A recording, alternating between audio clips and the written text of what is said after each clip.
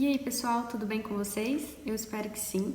No vídeo de hoje a gente vai falar sobre a história bíblica de Salomé e a gente vai fazer alguma análise de pintura.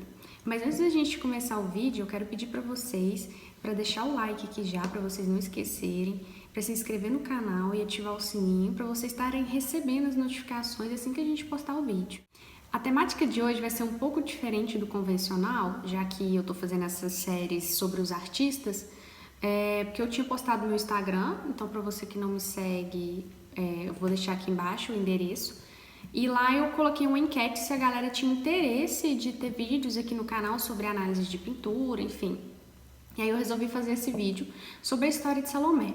Eu escolhi fazer sobre ela porque quando eu formei na graduação, eu acabei trabalhando com os artistas milaneses, né, os artistas que são de Milão, da Itália, no século XVI, e eu acabei passando por essas pinturas e eu resolvi fazer, no meu trabalho de conclusão, uma análise dessas pinturas mais profundamente. Então eu achei muito interessante, resolvi trazer aqui para vocês, espero que vocês gostem. Antes da gente começar a analisar as pinturas, eu vou contar um pouco para vocês sobre a história bíblica de Salomé. O que levou esses artistas a pintarem essa temática bíblica? Por quê, né? O que interessou tanto assim essa temática, já que a Bíblia tem vários relatos? A história bíblica de Salomé, pelo que nos narra o livro de Marcos e o livro de Mateus, que vai estar aparecendo para vocês aqui embaixo, conta que Salomé era filho de Díades, vai estar aparecendo o nome aqui, é bem difícil, acho que eu devo estar pronunciando certo. E Herodíades estava se casando com Herodes Antipas. Nesse casamento, o profeta de Deus, que era São João Batista, na época não era São porque ele ainda não tinha sido canonizado, declarou que aquele casamento ele era incestuoso, ele não era correto, porque Herodíades já era casada, antes de se juntar a esse casamento, ela era casada com o irmão de Herodes. João Batista considerou esse casamento uma forma de fornicação e adultério, incestuoso, e falou publicamente que ele era contra esse tipo de casamento, e isso, obviamente, para a época, estava manchando a imagem dela. João Batista era muito conhecido por levar as pessoas até o rio Jordão para batizar elas, porque ele já previa a vinda do Messias. Então ele convidava as pessoas para ir lá batizar, se livrar de seus pecados, se arrepender. Então ele era muito conhecido e as pessoas respeitavam o que ele dizia. Então ela ficou consternada, né, com o fato dele estar difamando ela para a população da época, em Jerusalém. E aí então surge a oportunidade dela se vingar. Eu vou ler para vocês agora aqui uma citação, só para ficar mais claro essa explicação. Na festa de aniversário do rei, dia oportuno em que Herodíades, esposa de Herodes, pôde executar seu plano, destruir João Batista. O que leva a mulher a pôr tal plano em prática é o fato de o profeta condenar seu atual casamento. Herodíades casa-se com o irmão de seu primeiro marido. Trata-se, portanto, de uma relação incestuosa, não legítima, repreendida pelo Batista. Herodes o prende, teme executá-lo por se tratar de um homem santo. Mantinham então em segurança. Herodíades quer sua morte, então encena o instrumento para a concretização do plano, a filha do próprio Herodíades dançando. Como a gente pode ver nessa citação, só reafirmar isso que eu já falei, que ela usa então a Salomé como um instrumento para poder realizar aquilo que ela queria. Então a gente pensa num assassino, o assassino e a sua faca, a mãe dela era o assassino e a filha era a faca. Eu estou enfatizando nisso, porque por muito tempo a Salomé nunca foi nomeada. Quando se contava essa história tão famosa, né, do santo, do servo de Deus que foi brutalmente morto, que teve a sua cabeça decepada, o nome Salomé não era citado e sempre o nome da sua mãe ou o nome do tetrarca, mas nunca o nome dela. Ela só foi aparecer como a gente conhece hoje, a história bíblica de Salomé, tanto que hoje a gente fala a história de Salomé, posteriormente, quando os artistas resgataram essa história bíblica e resolveram dar um novo protagonismo para ela, tirar ela desse anonimato e trazer ela como personagem principal da história. Então, se antes ela era um mero instrumento, hoje nas pinturas a gente encontra ela como a principal. E a gente só teve esse resgate dela como um personagem central, ou melhor, a gente só teve essa nomeação, o nome Salomé, como eu disse, que não era conhecido, através do historiador Flávio Joséfos. Foi ele que pesquisou a árvore genealógica de Herodíades, e graças a essa pesquisa na árvore genealógica que hoje a gente sabe que o nome dela é Salomé. Então, num evento, numa festa familiar, a filha de Herodíades, ela dança pro tetrarca, né, o Herodes, e nessa dança que ela faz, ele fica tão encantado com a forma como ela dança, como ela é uma boa dançarina, ele fica tão encantado que ele promete para ela realizar qualquer desejo que ela quiser, desde que esteja dentro da sua capacidade. E aí, antes dela mesmo, né, escolher, a mãe dela já vai e já propõe para ela, para pedir para ele a cabeça de São João Batista. Então ela solicita que seja cortada a cabeça dele, para poder agradar a mãe, e é concedido esse desejo. Então, após ele, poucos dias depois dele batizar Jesus Cristo, ele é condenado à morte e tem a cabeça decepada. Só para fechar essa parte, eu vou ler para vocês aqui uma citação que diz o seguinte: Salomé é, antes de tudo, uma imagem, pertencente originalmente a um discurso religioso. Ela foi reinventada a partir da multiforme iconografia do episódio. De acordo com a narrativa bíblica, a filha de Herodíades não tem identidade e não passa de um mero instrumento da vingança materna.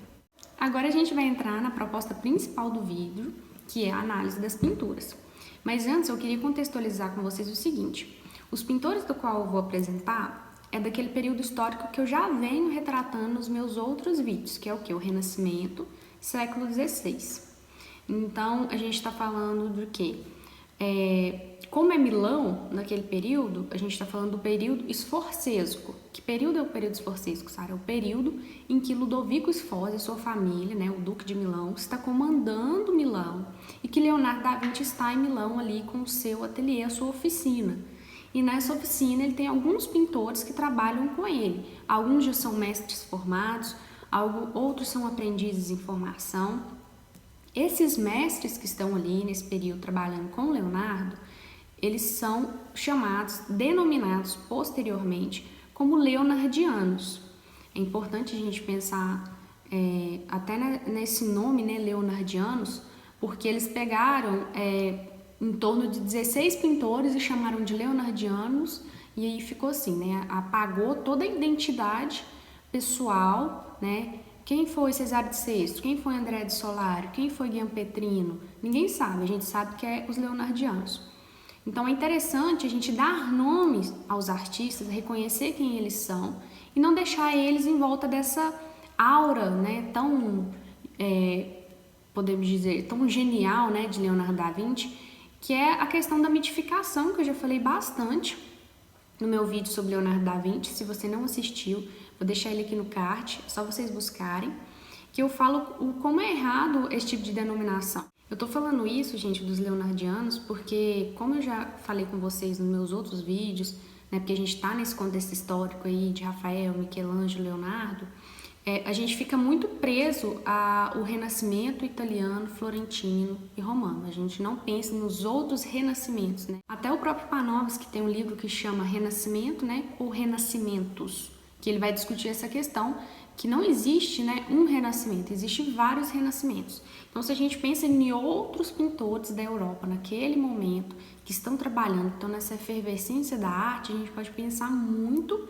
na corte de Milão e nos leonardianos. Eu vou ler uma citação aqui para vocês que diz o seguinte: os leonardianos foram responsáveis por desenvolver em Milão o que seria um movimento cultural, um renascimento milanês, onde iriam usar dos ensinamentos adquiridos com Leonardo para desenvolver uma arte própria, com estilo, forma e originalidade. Vocês podem ver que quem escreveu essa citação fui eu. Eu vou deixar aqui embaixo na descrição meu artigo para quem quiser e tiver interesse em ler. Então, ao analisar essa arte milanesa, desses pintores especificamente, a gente percebe que eles, por mais que Leonardo da Vinci não tenha pintado a temática de Salomé, os leonardianos pintaram. E então, assim, É bom a gente pensar nisso, tipo, o que tem a ver se eles pintaram uma coisa e o Leonardo não pintou? É porque eles ficaram conhecidos muitos como copiadores de Leonardo. Então você tem ali pinturas, não só essa de Salomé, tem várias, em que a temática que eles pintaram são diferentes da de Leonardo, é uma forma da gente ver que eles tinham essa individualidade, que eles estavam pintando coisas porque eles queriam. E que muitas vezes, como aconteceu com frequência, nem o próprio Leonardo pintou. E eu vou mostrar aqui para vocês, mas quando a gente vê as pinturas desses leonardianos, a gente vê os estilos diferentes.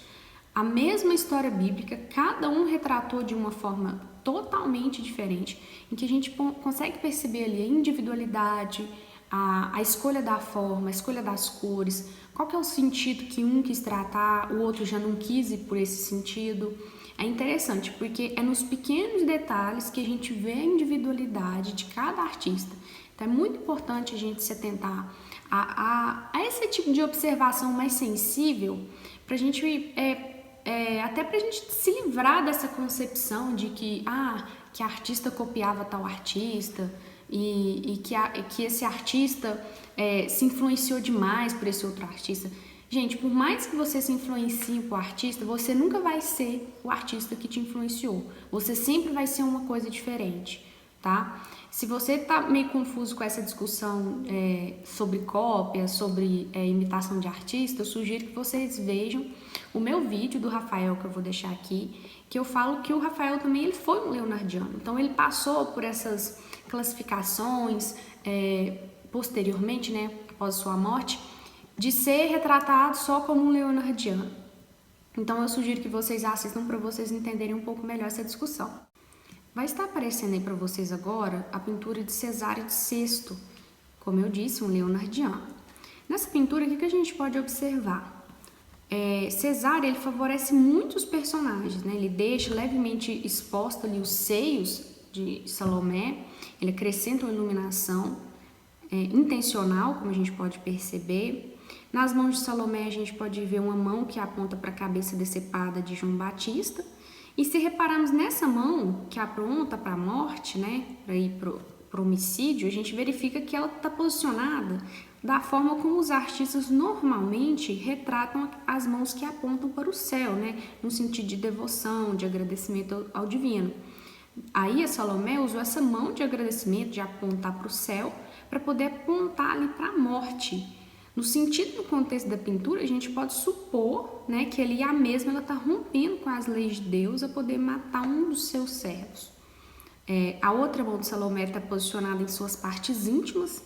A gente pode pensar em outra inferência de acusação ao adultério.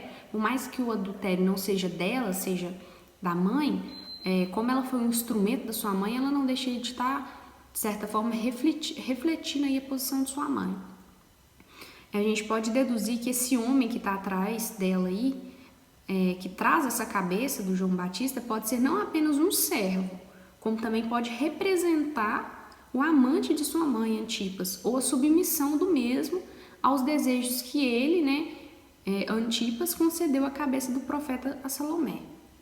Outro ponto digno de nota dessa pintura é a opção de Cesário, assim como dos outros pintores que eu vou mostrar aqui, o Gampetrino e o Andrea de Solario, é usar o fundo preto para poder favorecer a luz em certas partes do personagem.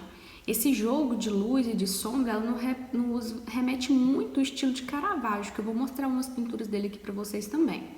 Cesário, ele adorna os cabelos expostos de Salomé, como também trabalha com a leveza do caimento do seu vestido. A gente pode perceber que ele demonstra uma habilidade muito grande com as curvas dos corpos, os músculos, né, que a gente pode ver não só os músculos bem realçados, bem definidos, como o do servo, mas também no pé da mesa, que está ricamente trabalhado. Agora, eu vou estar passando aí para vocês uma outra pintura do Andrea de Solario. Nessa obra, a gente pode perceber que Salomé não aparece desnuda, como na obra de Cesário, aquela ênfase nos seios. Salomé ela é representada com um rosto angelical, com os olhos fixados na bandeja, que essa bandeja está sendo colocada aí, como vocês podem perceber, a cabeça de São João Batista.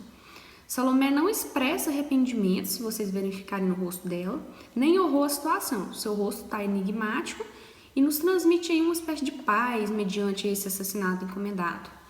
Em comparação com Cesare, essa opção do Solário, né, em comparação ao que a gente já viu, ele não adornou muito seus personagens, assim como a mesa em que ele coloca a cabeça também não apresenta uma decoração ostentativa, tá? Uma coisa mais simples. Essa Salomé também não apresenta um corpo exposto nem um vestido vermelho quente. Seu vestido nos aparece aí quase como uma cor salmão. Porém, seus cabelos sem véu pode nos indicar também a falta de decoro da personagem, já que era incomum, né, que uma dama fosse representada com os cabelos expostos. Agora vai aparecer aí para vocês a pintura do Giampetrino. Na pintura do Giampetrino, a gente percebe uma atenção mais especial para a forma como o tecido do vestido de Salomé se projeta em seu corpo. Ele cai de uma forma mais harmoniosa em seus braços, através das mangas bufantes, ostentando assim, né, o poder aquisitivo da jovem que o veste, já que ela participava de uma corte, a gente entende aí que ela era uma moça abastada. Giampetrino cobre a parte de trás do cabelo de Salomé, se vocês verificarem, denotando assim, conforme já explicado, a intencionalidade de estar retratando uma dama. Entretanto, se a gente observar como o servo de Salomé se apresenta, olha para vocês verem, ao contrário de outras representações, como a gente já falou, esse servo não aparece como um guerreiro musculoso ou apresenta algum tipo de arma. Ao contrário, ele não aparece como alguém que está servindo ela. Ao contrário, ele não está nem entregando a cabeça de São João Batista. Na sua mão esquerda, ele engana o telespectador ao confundir se ele está entregando a cabeça do profeta ou ele está puxando uma parte do vestido de Salomé para si. Afinal, esse olhar que ele está tão fixado em Salomé, como quem olha sem medo de represálias, né, não é um olhar de um servo. Nos lembra mais um olhar de um amante, de um cúmplice de delito. E não uma simples serva que está ali para servir, igual a gente viu nas outras pinturas. Salomé ostenta sua cabeça, porém ela não olha para a cabeça decepada, ela olha para o além, talvez para sua mãe, a verdadeira mandante do crime. Então, como vocês puderam perceber, pessoal, cada pintura ficou de uma forma, cada artista escolheu trabalhar essa mesma temática de um jeito diferente, e foi nos pequenos detalhes que a gente percebeu o estilo de cada um, a opção artística, as individualidades, como eu falei. Apesar da temática do vídeo ser os artistas milaneses, eu acho interessante eu mostrar aqui para vocês uma pintura do Caravaggio, que quando eu estava estudando o tema eu acabei vendo, eu achei interessante. Vai estar aparecendo aí na tela para vocês essa pintura do Caravaggio. Caravaggio, gente, ele é depois dos leonardianos. Por isso que eu falei com vocês que as pinturas dos leonardianos estavam me lembrando muito o Caravaggio. A gente pode perceber, outra questão até que eu não falei na hora que eu estava analisando as pinturas, é da questão do fundo escuro. Leonardo da Vinci é conhecido pelo quê? Pela profundidade, perspectiva, as paisagens, aquele azul, aquelas montanhas. E eles escolheram aí, vocês podem perceber, todos os três dá a visibilidade somente para os personagens, né, uma forma nova aí de pintar, não convencional e desafiando aí, então, de certa forma, o estilo do próprio Leonardo. Nessa pintura que vocês estão percebendo aí do Caravaggio, Caravaggio leva isso a esse escurecimento ao extremo nessa história de Salomé. Na interpretação dele, como a gente pode verificar, aparece só alguns pedaços dos corpos dos personagens, porque tá ali bem no escuro. A gente vê o servo entregando a cabeça em uma bandeja e Salomé olhando para um canto, talvez para sua mãe também, e a serva ali no cantinho, bem atrás da cabeça dela, mostrando só uma face de seu rosto que chora, né, com essa maldade aí, em tese, que foi feita com João Batista. Então é isso, pessoal. Eu espero que vocês tenham gostado do vídeo. Se vocês gostaram desse tipo de vídeo com análise de pintura, explicando direitinho, com essas interpretações, deixe aqui nos comentários. Podem dar dicas de outras pinturas que vocês gostam, que vocês querem aprender mais sobre elas. Não deixe de me seguir no meu Instagram e no meu Twitter, que lá eu tô postando as enquetes. Futuramente vai ter sorteios, então não deixe de seguir para vocês ficarem por dentro de tudo que está acontecendo. Se você gostou desse vídeo, só para reforçar, deixa o seu like, se inscreve, ativa o sininho e compartilha com seus amigos nos grupos da faculdade, nos grupos da escola e divulga aí, porque é uma forma de ajudar a gente a continuar produzindo os vídeos aqui pro canal, tá bom? Muito obrigada e até a próxima!